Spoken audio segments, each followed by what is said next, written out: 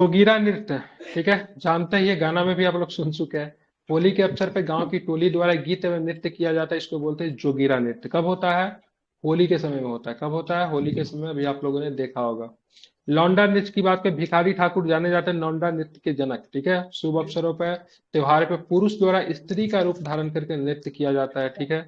ध्यान में रखेंगे, अभी भी उत्तर बिहार में बहुत जगह पे प्रचलित है लौंडा डांस, ठीक है। अब बात है करिया झूमर नृत्य। यह मिथिला क्षेत्र में प्रचलित स्थानीय नृत्य है। इसमें लड़कियां समूह में गाती है, नृत्य करती है, ठीक है। इसको क्या बोलते हैं? करिया झूमर नृत्य, ठीक है। किसके द्वारा किया जाता है? लड़कियों के द्वारा किया जाता है, समूह में गाती है और नृत्य करती है। झिझिया नृत्य तो आप लोग जानते हैं क्या होता है। यह नृत्य ग्रामीण लड़कियों एवं महिलाओं के द्वारा किया जाता है। इसमें मुख्य लड़की अपने सिर पर छिद्र वाला घारा रखती है तथा उसके अंदर दीप जला के नृत्य करती है। घारा के ऊपर तीन चार घारा रखा रहता है और दीप जलाती है। वो हाथ से नहीं पकड़ी रहती है, बैलेंस की रहती है, तब जाके नृत्य करती है। इसको बोलते हैं झिझिया नृत्य। कहाँ होता है? बिहार में होता है। क्षमा चकवा, पिछले क्लास में हमने फोटो आपको दिखाया था। क्षमा चकवा कार्तिक माह में लड़कियों एवं महिलाओं के द्वारा नाट्य रूप से किया जाता है। ये भाई बहन से संबंधित नाट्य क्षमा चकवा, ठीक है। इसमें से कितने नृत्य को आप लोगों ने आनंद लिया है, मतलब देखा हुआ है कितने? हम ये सारे। वाला नहीं देखे हैं, बाकी हम सब देखे हुए हैं। तो ये ऊपर ये वाला वाला जो करिया झूमर नृत्य तो नहीं देखे हैं, ठीक है भाई। नहीं सर। झिझिया तो हम देखे हैं, क्षमा चकेवा तो देखे हैं, ठीक है। अब आते हैं डोमचक, ये ठीक है। किधर का है डोमकच सर? की बात क्या? सर ये साउथ बिहार का है कि नॉर्थ बिहार का? पूरे बिहार में पॉपुलर है यार। क्षमा चकेवा में कोई डांस, क्षमा चकेवा में कोई डांस तो नहीं होता है, लेकिन में गीत होता गाते है। हैं। हम्म।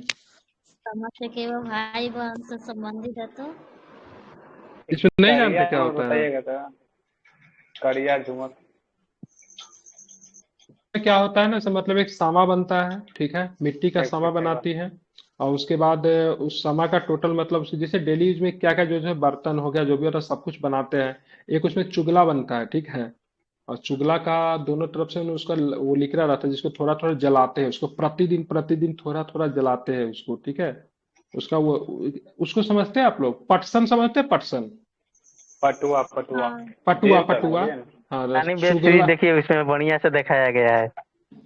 हाँ तो उसमें उसमें भी है, और ग्रुप में भी तो किसी ने फोटो सामा डाला था, चकेवा किसी के पास है तो डाल दो, सामा चकेवा के बारे में ठीक है। अच्छा से दिखाया है महारानी वेब सीरीज में। डोमकच, ठीक है। डोमकच की बात करेंगे तो ये आदिवासी के द्वारा होता है, ठीक है, ध्यान रखेंगे। यह विवाह के अवसर पर बारात आने चले जाने के बाद घर में महिलाओं के द्वारा किया जाता है। यह हास्य परिहास से संबंधित नाट्य होता है, ठीक है। सर इसे ये विवाह के चले जाने के बाद, ठीक है। अब विवाह तो सॉरी विवाह बोलते हैं, बाराती तो चला गया विवाह के अवसर पे। अब महिला लोग करे तो करे क्या, घर वैसे ही शांत हो जाता है। तो फिर सर जो इसमें महिलाएं लोग पैसा जो घर मांग पे रह जाते, पैसा मांगते हैं? किससे पैसा मांगते हाँ, हैं? रात को मतलब अगल बगल वाले से पैसा मांगते हैं सर। इसमें पैसा नहीं मांगते हैं, इसमें पैसा मांगते हैं, झूठ झिझिया में बोलते पैसा हैं। मांगते हैं। नहीं हमारे झूठ तो इसमें तो बोलते उसमें देखे हैं। पैसा। बारात उसमें भी जाने होता के है। अरे तो इसमें तो सब बारात चला जा रहा है, पैसा कौन देता होगा? सर गांव के और लोग से बगल में औरतें होती हैं उनसे मांगते हैं रात अच्छा अच्छा, ठीक है, चलिए। आप चलते हैं जट जटिन, ठीक है। इसमें नाट्य द्वारा जट जटिन के वैवाहिक जीवन का प्रदर्शन किया जाता है। वैवाहिक जीवन में ना नोक झोंक होता है ना, वैवाहिक जीवन का नोक झोंक, उसको प्रदर्शित किया जाता है जट जटिन। बिहार में, झारखंड में भी होता है। डोमचक भी झारखंड में होता है, बिहार में भी होता है, ठीक है। विदेशिया की बात करें, इसमें पुरुष तथा पुरुष द्वारा महिला का रूप धारण किया, लौंडा ही नाचे का एक प्रतिरूप है, ठीक है, ध्यान में रखेंगे। भिखारी ठाकुर की कृति जो है, ठीक है, उसमें दिखाया गया है। और इन भिखारी ठाकुर जी को इनके लिए पुरस्कृत भी किया गया है, ठीक है। इसमें पुरुष द्वारा महिला का रूप धारण करके नाट्य प्रस्तुत किया जाता है। ये लौंडा नृत्य का नाट्य रूप है, ठीक है। विदेशिया भिखारी ठाकुर की मतलब क्या है? कृति है। भोजपुरी का शेक्सपियर कहते हैं भिखारी ठाकुर को, क्या कहते हैं? भोजपुरी का शेक्सपियर, ठीक है। अब आते हैं बिहार में पर्व एवं त्योहार, ठीक है। आप चलेंगे बसंत पंचमी। बिहार के माघ शुक्ल पंचमी को बसंत पंचमी मनाया जाता है। यह छात्रों के बीच सरस्वती पूजा के रूप में अत्यधिक लोकप्रिय होता है, ठीक है। तो बसंत पंचमी को छात्र क्या करते हैं? सरस्वती पूजा के रूप में भी क्या करते हैं? सेलिब्रेट करते हैं, ठीक है। आप इसे ध्यान में रखेंगे, ठीक है। आप चलते आगे। आप चलेंगे आगे, चलेंगे रामनवमी। रामनवमी आप लोग जानते हैं, बताने की आवश्यकता नहीं है। भगवान राम के जन्मोत्सव पे चैत्र मास में शुक्ल शुक्ल पक्ष में नवमी को रामनवमी मनाया जाता है। इस अवसर पर रामायण का पाठ किया जाता है एवं झांकी निकाली जाती है। होली के बारे में क्या ही बात करूँ। फागुन माह की पूर्णिमा को यह त्योहार बड़ी धूमधाम से रंग गुलाल के साथ मनाया जाता है।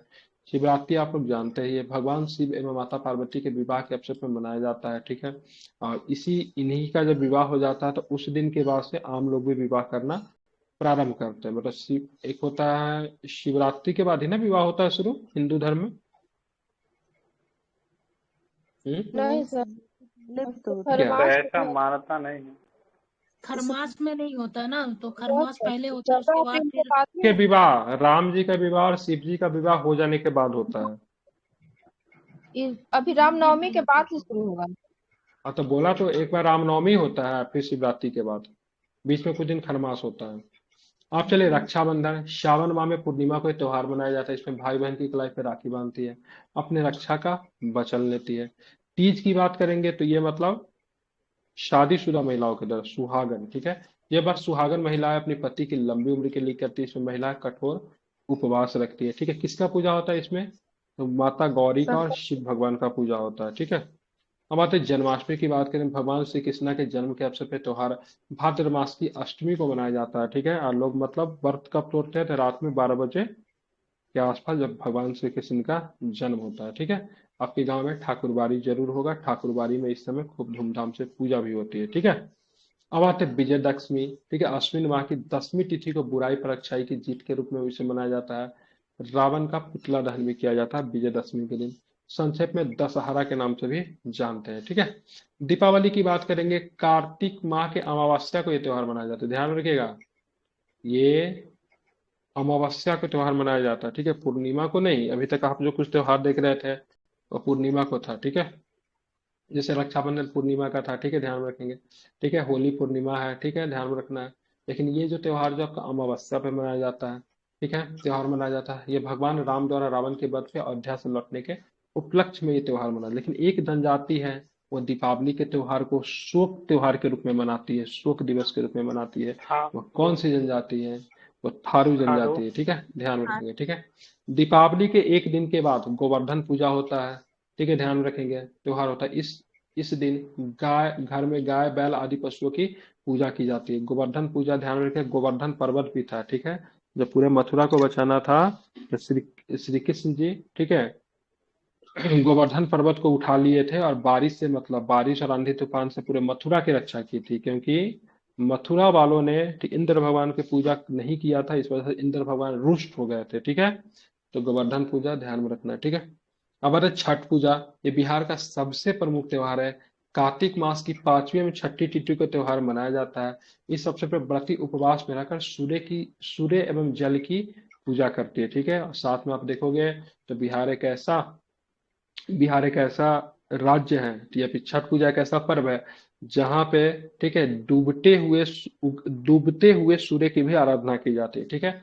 उगते सूरज का तो पूजा सब करता है, ठीक है, लेकिन यहाँ पे, ठीक है, डूबते हुए सूर्य की भी मतलब क्या की जाती है?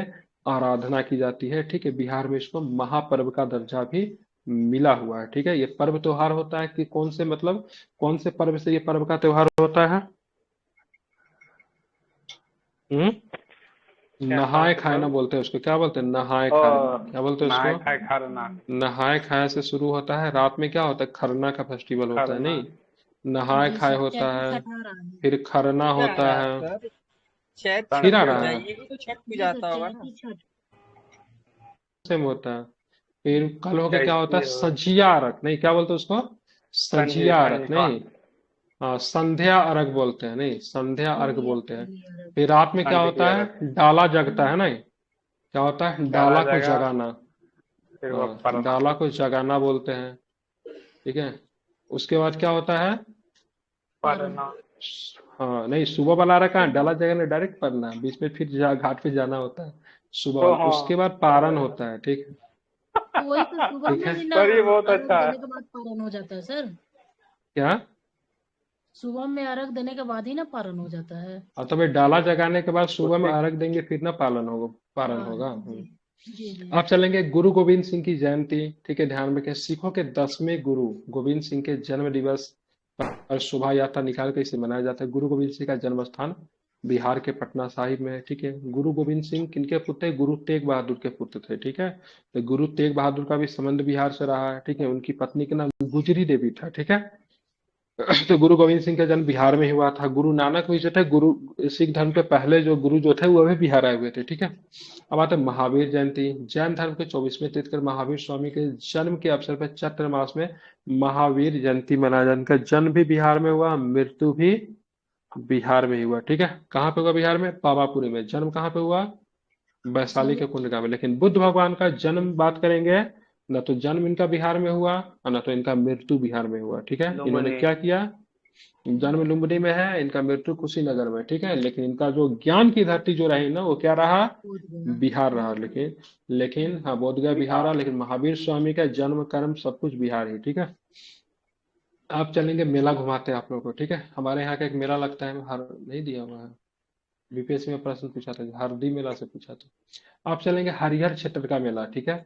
हरिहर क्षेत्र का मेला ध्यान में रखिएगा, एशिया का सबसे बड़ा पशु मेला सोनपुर गंडक नदी के किनारे आयोजित की जाती है, ठीक है। नदी का नाम ध्यान में रखिएगा, कुछ लोग गंगा मार देते हैं, ठीक है। गंडक नदी के किनारे स्थानीय स्तर पे सोनपुर मेला के नाम से भी जाना जाता है, ठीक है, ध्यान में रखेंगे। आप चलेंगे कार्तिक पूर्णिमा का मेला। ये कार्तिक पूर्णिमा पूर्णिमा के दिन सोनपुर में गंगा स्नान के रूप में लगता है। इस दिन लोग गंगा स्नान करके हरिहर नाथ की पूजा करते हैं। इस दिन से सोनपुर मेला 1 मास के लिए लगता है। कार्तिक पूर्णिमा के मेला के दिन से ही सोनपुर मेला आपका 1 महीने तक लगता है, ठीक है। ध्यान में क्या है, लोग इस दिन लोग क्या करते हैं? गंगा स्नान करके हरिहर नाथ की पूजा करते हैं, ठीक है, ध्यान में रखेंगे, ठीक है, क्लियर। अब बात करें वैशाली के मेला। महावीर की जन्मस्थली में चैत्र मास में वैशाली मेले का आयोजन किया जाता है, ठीक है। वैशाली मेला का आयोजन किसके अवसर पे होता है? तो महावीर की जन्मस्थली में चैत्र मास में वैशाली मेले का आयोजन किया जाता है। जानकी मेला कहाँ पे लगता है? तो सीतामढ़ी में सीता माता की जन्मस्थली पर चैत्र मास में जानकी मेला लगता है, ठीक है। कहाँ पे? तो पुनौरा धाम, सीतामढ़ी में। सौराठ मेला की बात करेंगे, मिथिलांचल मधुबनी में शादी विवाह को सुगम बनाने के लिए इस मेले का आयोजन किया जाता है। यह मेला प्रति वर्ष ज्येष्ठ या आषाढ़ माह में लगता है। इसमें पिता अपनी पुत्री के लिए योग्य वर चुनते हैं। कौन सा मेला? सौराठ मेला, ठीक है। कहाँ पे लगता है? मिथिलांचल मधुबनी में लगता है, ठीक है। ये शादी विवाह को आसान बनाने के लिए इस मेला का आयोजन किया गया है, जिसमें पिता अपने पुत्री के लिए योग्य वर चुनते हैं, ठीक है, ध्यान में रखेंगे, ठीक है। ये मेला फ्लॉप कर जाएगा आप, ठीक है। सौराठ मेला, ठीक है। एक ट्विटर फेसबुक आ गया है ना, शादी.com, इस मेला में क्यों जाएगा? अब चले पितृपक्ष मेला, ठीक है, ध्यान रखिए। पितृपक्ष मेला की बात करेंगे, भारत में ही लगता है। मतलब मृत्यु आपकी कहीं भी हुई, ठीक है, आपको शांति कहाँ पे मिलेगी? भारत में ही आने पे। प्रत्येक वर्ष सितंबर अक्टूबर माह में इसका आयोजन किया जाता है। इस मेले में हिंदू धर्म के लोग अपने पूर्वजों की मोक्ष के लिए फाल्गु नदी के तट पे पिंडदान करते हैं, ठीक है, ध्यान रखिएगा। तो फाल्गु नदी की बात करेंगे तो सभी लोगों को मतलब क्या करता है? तो यहाँ पे सभी लोगों को मुक्ति मिलती है, ठीक है। मंदार मेला इंपॉर्टेंट है। मंदार मेला ध्यान रखिए, मंदार पर्वत भी है, ठीक है। मंदार पर्वत कहाँ पे है? अच्छा, ये मंदार पर्वत पे किसी को ज्ञान की प्राप्त हुई? कुछ इंपॉर्टेंट मंदार पर्वत से कुछ याद आ रहा है? कुछ याद आ रहा है ये क्या? सब जैन धर्म का आई थिंक हम्म, था ना। पता जैन धर्म के कोई गुरु है। जैन धर्म का तो मंदार वो पर्वत यहाँ पे का है, क्या? पारसनाथ पहाड़ी है वो। ए, और हाँ जो गुरु शंकराचार्य ये सब क्या? नहीं नहीं, शंकराचार्य नहीं। बांदा जिले में, ठीक है, कोई बांका जिले में महाभारत मंदार है। पहाड़। हाँ, महाभारत से है क्या? शायद महाभारत से ये है। राम देखिए, चेक कीजिए, महाभारत है। चेक कीजिए मंदार पर्वत का इम्पोर्टेंट है। बांका जिले में मंदार पहाड़ी पे, ठीक है, प्रत्येक वर्ष मकर संक्रांति के अवसर पे मंदार मेला लगता है, ठीक है। अब मलमास मेला की बात करेंगे, ठीक है, राजकीय मेला है, ठीक है। राजगीर के मलमास माह में लाखों भक्त गर्म पानी के झरनों में स्नान करने के लिए पूजा करने आते हैं, ठीक है। लाखों लिखा हुआ, सही में लाखों आते हैं, ठीक है, ठीक है, ये गलत नहीं लिखा, सही में 1 लाख से कम नहीं रहता होगा, ज्यादा ही रहता होगा। गलती से मैं चला गया था, ठीक है, बहुत भीड़ था इसमें, बहुत ज्यादा भीड़ शायद था, करंट मतलब अफेयर में पढ़े थे क्या हम लोग सर? मंदार हिल है किसी जो चीज के लिए राम फेमस, को ठीक है। ज्ञान प्राप्ति। हाँ महाभारत अरे है। नहीं, सुनिए सुनिए, मंदार हिल में क्या लगा है सो बता देता हूँ। अरे ऊपर ऊपर कोई क्या चलता है, उसको क्या बोलते हैं उसको? वो ropeway sir, ropeway. Left. Ropeway लगा है यहाँ पे, रोपवे लगा है, रोपवे लगा है यहाँ पे। वो तो वही लगा, जान ही कुछ रहे थे, पढ़ा हमको हुआ है, लगा ज्ञान की प्राप्ति। कंफ्यूज हो गया। रोपवे लगा है, नहीं। हम्म। आप क्या करो, बिहार में बिहार के मतलब बात वहां करते पर हैं। सर वही बोले थे ना, वहीं पे महाभारत का युद्ध हुआ था मंदार पर्वत से। शुरुआत वहीं से हुआ था, मंदारे पर्वत से। मंदार पर्वत से बिहार में भी महाभारत का युद्ध हुआ था। The sun that single that the beginning of the Mahabharata war. हम तो सुने थे कुरुक्षेत्र में ही समाप्त हो गया था। मतलब वहाँ कुछ लिया गया है महाभारत में। अच्छा, हो सकता है। आज जैन तीर्थंकर वासुपुज का निर्वाण स्थल ही मंदार पर्वत है। मंदार पर्वत से है। क्या? उसका भी वहीं है। समुद्र मंथन हुआ था। वासुपुज का बारहवें में। समुद्र मंथन में मंदार पर्वत से। यस। हाँ वो भी है। अरे तो ये मंदार पर्वत नहीं होगा, बिहार में समुद्र कहाँ से आएगा? समुद्र तो है ही नहीं सर, कहाँ कहाँ से सब जोड़ रहे हैं। सर होगा कोई थे रिलेशन ना होगा। वासुपुज का।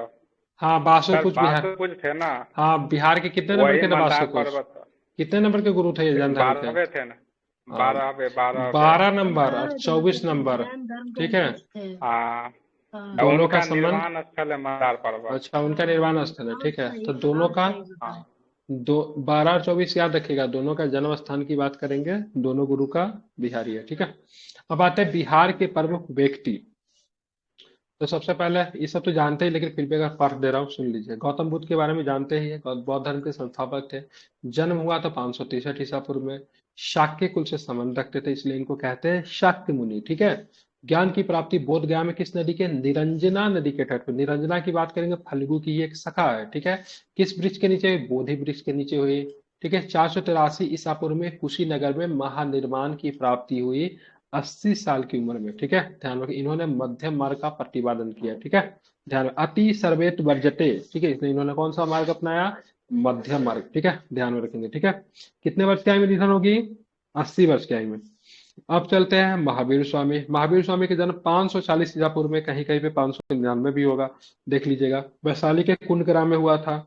उनका संबंध ज्ञात्री कुल से था। वे जैन धर्म के 24वें तीर्थ 24वें एवं अंतिम तीर्थंकर थे। 12 वर्ष की कठोर तपस्या के पश्चात 42 वर्ष की आयु में, कितने वर्ष की आयु में? 42 वर्ष की आयु में जृंभिक ग्राम में ऋजुपालका नदी के तट पे साल वृक्ष के नीचे कबलव्य की प्राप्ति हुई। ठीक है।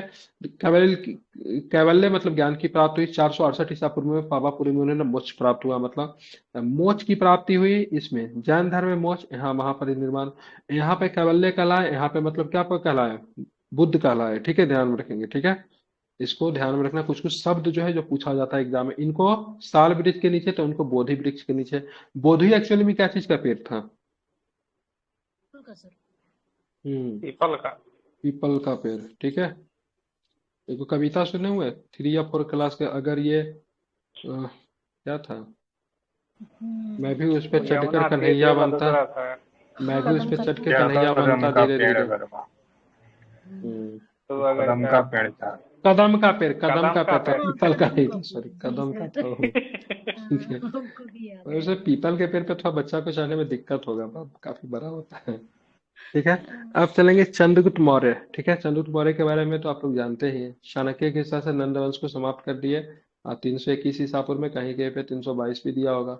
ठीक है। चंद्रगुप्त मौर्य ने मौर्य वंश की स्थापना की। नहीं, 322 नहीं, 320 देता है, सॉरी, 320 321। ठीक है।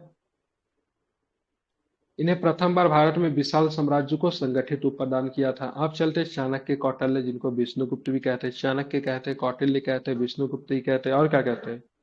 ठीक है, ध्यान में रखेंगे। चंद्रगुप्त मौर्य के राजनीतिक गुरु एवं प्रधानमंत्री चाणक्य थे। उन्होंने राजनीतिक एवं प्राकृतिक विषय पर आधारित अर्थशास्त्र की पुस्तक की रचना की। अब देखेंगे अंतिम अशोक। ठीक है। मौर्य वंश का सबसे महान शासक अशोक समुद्रगुप्त का पौत्र था, पोता थे। ठीक है। बिंदुसार का पुत्र था, याद रखिएगा। अशोक अपने शांति, सद्भाव, जन कल्याणकारी शासन के लिए बाद में प्रसिद्ध हुआ, पहले आतंक के लिए प्रसिद्ध थे ये। ठीक है। अशोक ने बौद्ध धर्म को ठोके स्वीकार किया तथा उसके प्रसार के लिए स्तंभ शिलालेखों का भी प्रयोग किया। ठीक है, ध्यान रखिएगा। इन्होंने ये स्तंभ शिलालेख ये सब का मतलब प्रयोग जो किया था, इसकी प्रेरणा इनको कहाँ से मिली थी? तो डेरियस से मिली थी। किससे मिली थी? इंडो बैक्टीरियन शासक डेरियस से, इसलिए क्योंकि डेरियस इससे पहले अपने क्षेत्र में कर चुका था। ठीक है। तो अशोक वहीं से मतलब प्रेरित हुए थे। ठीक है, डेरियस प्रथम। ठीक है। अब आते हैं आर्यभट्ट। आर्यभट्ट गुप्त काल के प्रसिद्ध गणितज्ञ एवं खगोल शास्त्री थे। उन्होंने बीज गणित की प्रारंभिक आधारशिला रखी। उन्होंने आर्यभट्टीय एवं आर्य सिद्धांत की रचना की। उन्होंने दशमलव एवं शून्य का आविष्कार किया। ठीक है, दशमलव का भी और शून्य का भी। ठीक है, और पाई का मान किसने दिया था? पाई का मान 22/7 होगा, ये किसने दिया था? रोमन। रोमन दिया था, हम तो आर्यभट्ट पढ़े थे। सुनने क्या आ रहे थे। ठीक है सर, ठीक है, अरे सॉरी, ठीक है। ठीक है, आप चलेंगे याज्ञवल्क्य। याज्ञवल्क्य की बात करेंगे, विदेह मिथिला के राजा जनक के समकालीन थे। उन्होंने सतपथ ब्राह्मण याज्ञवल्क्य स्मृति आदि की रचना की। एक महिला जो थी, क्या नाम था महिला का नाम? ठीक है, महिला जो थी विदुषी थी, उसने याज्ञवल्क्य को वाद विवाद के लिए क्या चैलेंज किया, क्या नाम था? मैत्रेयी नाम था, क्या नाम था उसका? गार्गी मैत्रेयी। हाँ ठीक है। तो गार्गी याज्ञवल्क्य मैत्री के, संहिता हाँ था वो। मतलब, हाँ गार्गी नाम था उनका, ठीक है, क्या नाम था? गार्गी था, ठीक है। तो गार्गी ने इनको एक बार चैलेंज किया था, तो ठीक है आपने सतपथ ब्राह्मण याज्ञवल्क्य स्मृति सबकी रचना के बहुत विद्वान है, हमसे एक बार डिबेट कीजिए। तो याज्ञवल्क्य बहुत कहने के बाद तैयार हुए, और गार्गी उनको हरा भी दी थी। जब हारने लगे थे ना, तो डांट कर चुप करवा दिए थे गार्गी को, से महिलाओं को डिबेट में पार्टिसिपेट नहीं करना चाहिए, ठीक है। तो थोड़ा पुरुषवादी सोच के थे याज्ञवल्क्य, ठीक है। अब आते हैं एक और भी इम्पोर्टेंट कैरेक्टर का, मंडन मिश्र, ठीक है। आते हैं पाणिनि की बात करेंगे, तो पाटलिपुत्र निवासी पाणिनि ने प्रसिद्ध संस्कृत व्याकरण अष्टाध्यायी की रचना की, ठीक है, ध्यान में रखेंगे। अभी भारत और नेपाल आपस में एक कम्युनिटी किया है, ठीक है, उसको पाणिनि के अष्टाध्यायी वगैरह को संस्कृत को लेकर अध्ययन करेगा, ठीक है, भारत और नेपाल। जीवक की बात करेंगे, जीवक बिंबिसार के समकालीन थे, वे प्रसिद्ध आयुर्वेदाचार्य थे। जीवक ने महात्मा बुद्ध, ठीक है, एवं उज्जैन के राजा प्रोद्योत का उपचार भी किया था, ठीक है। जब महात्मा बुद्ध जब बीमार पड़े थे, तो जीवक को उनको सेवा के लिए भेजा गया था। उज्जैन का राजा प्रोद्योत जब पांडु रोग से ग्रसित था, तो उनको भी मतलब क्या किया गया था, जीवक को भेजा गया था, ठीक है। अश्वघोष की यही बात करेंगे, समझ में नहीं आया आज तक, क्या? इस पांडु रोग क्या होता है? पिलिया पिलिया पिलिया को बोलते हैं, पिलिया जोंडिस, जॉन्डिस जॉन्डिस होता है। ठीक है, पिलिया जोंडिस को बोलते हैं, पांडु रोग। अब महात्मा बुद्ध का मृत्यु किस रोग की वजह से हुआ जाता है? पेचिस हो गया था। पेचिस समझते क्या होता है? कॉलेरा। एक कोलेरा को नहीं बोलते पेचिस। अरे वो हो गया था, ज्यादा खाने से मतलब नहीं, बार बार बाथरूम जाना डिहाइड्रेशन। पड़ता है, उसके वजह से डिहाइड्रेशन बोलते हैं, ठीक है, उसके वजह से महात्मा बुद्ध का मृत्यु हुआ। ये शुकर का मांस खा लिए थे एक्चुअली में, शुकर मांस, ठीक है। इनको डाइजेस्ट, अब 80 साल का एज था। बनिए क्या? आप, पी बढ़िए आप, किसी हाँ रोग के लिए हाँ हम हाँ पांडु रोग हो गया। हाँ हाँ, बिल्कुल बिल्कुल बिल्कुल, बहुत यानी देखिए, कभी कभी क्या होता था ना, कभी कभी क्या होता ना, ये यहाँ पे तो पशु का हिंसा को वध किया, मतलब वो किया गया था, लेकिन कभी कभी जब जंगल में भोजन नहीं मिलता था, तो जो बौद्धिज्म के लोग जो थे, वो मतलब मांसाहारी भोजन कर लेते थे, ठीक है। तो इनको भी सुअर का मांस ही मतलब इनको अर्पित किया गया था, क्या नाम है इनका? बुद्ध भगवान को, लेकिन इनका पाचन तंत्र खराब हो गया वो मांस खाने से, ठीक है। आप चलेंगे अश्वघोष, ठीक है। अश्वघोष बौद्ध महाकवि में दार्शनिक थे। वे कनिष्क के समकालीन थे। उनकी प्रसिद्ध रचना बुद्ध चरितम, ठीक है, जिसको बौद्ध का रामायण कहते हैं, ठीक है, बौद्ध का रामायण कहते हैं बुद्ध चरित को। अब आते हैं बाने भट्ट। बाने भट्ट किसके कवि थे? हर्षवर्धन के समकालीन कवि थे। उन्होंने हर्षचरित एवं कादम्बरी की रचना की। कादम्बरी विश्व की सबसे प्राचीन उपन्यास में भी गिनी जाती है कादम्बरी को, ठीक है। अब आता है दिवांकर श्रीज्ञान। दिवांकर श्रीज्ञान विक्रमशिला विश्वविद्यालय के प्रसिद्ध आचार्य थे। उन्हें तिब्बत शासक के निमंत्रण पे तिब्बत भेजा गया था। बौद्ध धर्म के प्रमुख ज्ञाता रहे थे, ठीक है। तो दीपांकर श्रीज्ञान को तिब्बत भी भेजा गया था, ये भी आप ध्यान रखें। अब आता है मंडन मिश्र। मंडन मिश्र मिथिला क्षेत्र के प्रसिद्ध विद्वान एवं दार्शनिक थे। उन्होंने शंकराचार्य को, ठीक है, शास्त्रार्थ में किया था, ठीक है। तो शंकराचार्य से मंडन मिश्र पराजित हो गए थे, ठीक है। जब पराजित हो ही गए थे, तो जब पराजित हो गए तो अपने पति को पराजित देखते मंदन मिश्र की पत्नी ने मतलब शंकराचार्य को मतलब क्या किया, ठीक है, डिबेट के लिए मतलब वो किया है, ठीक है। और शंकराचार्य से कुछ ऐसे प्रश्न पूछे जो स्त्रियां ही उसका जवाब दे सकती है, ठीक है, कुछ ऐसे प्रश्न होते हैं, शंकराचार्य नहीं दे पाया, तो इनके पत्नी से पराजय हो गए थे, लेकिन मंडन मिश्र से शास्त्राचार्य में हार गए थे, ठीक है। उन्होंने शंकराचार्य जीते थे, मंडन मिश्र हारे थे, ठीक है। तो मंडन मिश्र का नाम ध्यान में रखिएगा, ठीक है। तो ये सारे के सारे करेक्टर है, इनको ये पूछ दिया जाता। दिवांकर मिश्र जो थे कहाँ के मतलब ये कुलपति थे, ठीक है। तो ध्यान रखें, विक्रमशिला विश्वविद्यालय के आचार्य थे, कुलपति भी कह लीजिए। तिब्बत के शासक के निमंत्रण पर तिब्बत इनको भेजा गया था, ठीक है। ये सारे के सारे प्राचीन काल में बिहार के मतलब क्या थे, महापुरुष है, ठीक है। अब चलते हैं आगे, ठीक है। मध्यकाल में सबसे पहला देखें, मखदूम शरफुद्दीन यहिया मनेरी, ठीक है, कौन थे? वे 14वीं सदी में बिहार के प्रसिद्ध सूफी संत, उन्होंने फिरदौसी संप्रदाय का बिहार में क्या किया था? तो प्रचार किया था। बिहार में किस संप्रदाय का गढ़ रहा था? तो फिरदौसी का ही गढ़ रहा था, ये भी आपको ध्यान में रखना चाहिए। ठीक है, मखदूम सफरुद्दीन यहिया मनेरी, इनका इनका वो भी है ना, मनेर मनेर शरीफ कहते हैं, इसी का है। ठीक है, वे 14वीं सदी के बिहार के प्रसिद्ध सूफी संत थे, उन्होंने फिरदौसी संप्रदाय का बिहार में प्रचार किया।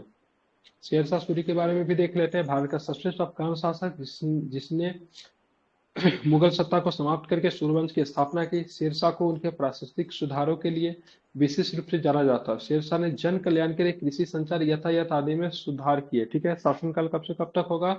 तो 1540 से 1545 तक। ठीक है, शेरशाह के बोल रहा हूँ, अफगान वंश की नहीं बताओ। अफगान तो 1540 से लेके 55 तक रहेगा। ठीक है, अब आते विद्यापति ये जी। साल हाँ, विद्यापति बिहार के दरभंगा के प्रसिद्ध श्रृंगार रस के कवि थे। ठीक है, किस रस के? श्रृंगार रस के कवि थे, ध्यान में रखिएगा। उनकी मैथिली और संस्कृत की, अरे किनका मैं क्यों कर रहा है इतना, क्या कैसे होता है? हमारा तो आप कुछ लोगों का देखते बहुत ज्यादा इको करता है, कुछ लोगों का नहीं करता है बिल्कुल भी। ठीक है, उनकी प्रसिद्ध संस्कृत की रचनाएं काफी प्रसिद्ध है। उनकी प्रमुख संस्कृत रचनाओं में पुराण संग्रह, विभा विभा सागर, गंगा काव्यवली प्रमुख है। मैथिली कवि कोकिल के नाम से भी विद्यापति जी को जाना जाता है। ठीक है, अब आते हैं गुरु गोविंद सिंह। ठीक है, सिख धर्म के 10वें गुरु का जन्म 1666 में पटना में हुआ। उन्होंने सिखों के लिए पंच पंच ककार, केस, कंघा, करा, कृपान, कच्छा को अनिवार्य किया। ठीक है, पंच ककार को, जिसमें केस, कंघा, करा, कृपान और कच्छा था। ठीक है, अनिवार्य किया। 1708 में नांदेड़ में अफगानी के द्वारा इनकी हत्या कर दी गई थी। ठीक है, 1708 में इनकी हत्या हुई थी। ठीक, कंघा, करा, कृपान, कच्छा और केस को मतलब क्या किया? अनिवार्य कर दिया था। अब पुरुष के नाम में क्या लगाना था? सिंह। अब महिला में क्या लगाना था? क्या लगाना था? कौर। क्या लगाना था? और कौर। ठीक है, ये भी हरमनप्रीत इन्होंने कौर। अनिवार्य किया था। अब आते हैं, ये हो गया मध्यकालीन। आधुनिक काल में आते हैं पीर अली। कौन थे? पटना सिटी के पुस्तक बिक रहे, जिन्होंने पटना में 1857 की क्रांति का बिगुल फूका। अंग्रेजों से संघर्ष के पश्चात उन्हें फांसी की सजा दी गई। ठीक है, ध्यान रखेंगे। वीर कुंवर सिंह की बात करेंगे, जगदीशपुर की जमींदार, जिसने 1857 की क्रांति में बिहार का नेतृत्व किया। ठीक है, 75 साल की आयु में उन्होंने उन्होंने एक वर्ष तक अंग्रेजों के संघर्ष करके कठिन चुनौती दी। ठीक है, तो पीर अली 1857 का विद्रोह से, वीर कुंवर सिंह भी 1857 के विद्रोह से ही संबंधित है। अब आते हैं भारत बिहार के आधुनिक निर्माता डॉक्टर सच्चिदानंद सिन्हा। बिहार के निर्माता के रूप में जाना जाता है। ठीक है, वे संविधान सभा के प्रथम अध्यक्ष अस्थायी थे। ठीक है, मौलाना मजहरुल हक बिहार के मुस्लिम स्वतंत्रता सेनानियों के सबसे, ठीक है, अग्रणी थे। उन्होंने असहयोग एवं खिलाफत आंदोलन में सक्रिय भूमिका निभाई। उन्होंने पटना में 1920 में सदाकत आश्रम की स्थापना की, जहां से कौन सी अखबार निकलती थी? दी मदरलैंड या फिर मदरलैंड, कौन सी अखबार निकलती है? हाँ, ठीक है, ध्यान में रखेंगे बिल्कुल।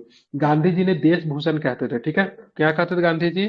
गांधी जी ने देश भूषण कहते थे। ठीक है, पटना का स्टेडियम, क्रिकेट का स्टेडियम इन्हीं के नाम पे है। ठीक है, नहीं, इमैनुअल हक है, क्या नाम है उसका? मजरूर नहीं, क्या है?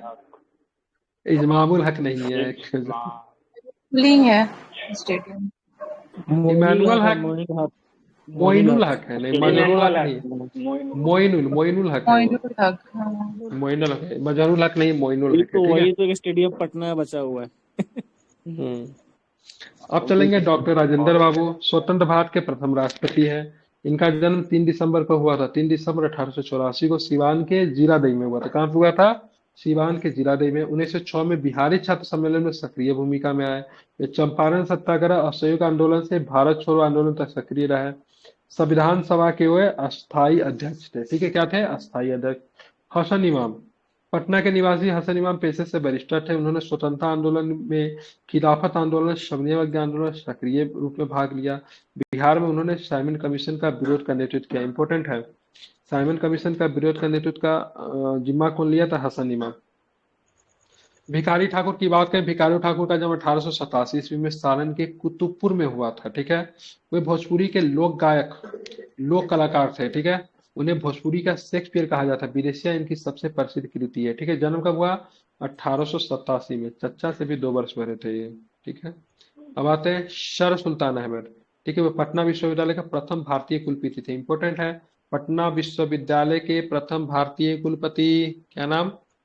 सर सर सुल्तान अहमद। ठीक है, ध्यान में रखिएगा। वे 1937 में वायसराय की कार्यकारी परिषद में सदस्य बने। 1941 ईस्वी में भारत के सरकार के विधि सदस्य चुने गए। तो 1941 में भारत सरकार में विधि सदस्य भी ये चुने गए थे, ये भी आपको ध्यान में रखना है। ठीक है।